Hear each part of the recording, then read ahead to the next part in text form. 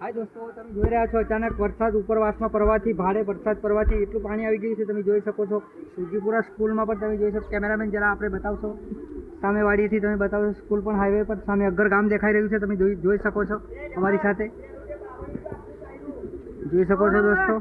ફૂલ વરસાદ છે અને પાણી ઉપરવાસથી વધી રહ્યું છે. અચાનક સામેતેર ભેંસોવાળા ભાઈઓ ભેંસો ચડાવી રહ્યા હતા.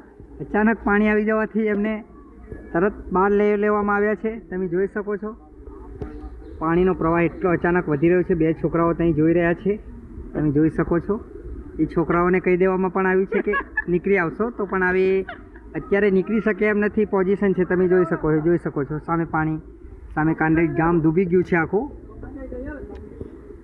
થોડા ઘર બાકી છે અને ઉપર ચડી ગયું છે પાણી. અને સામે અગ્ગર ગામ પણ જોઈ શકો છો તમે.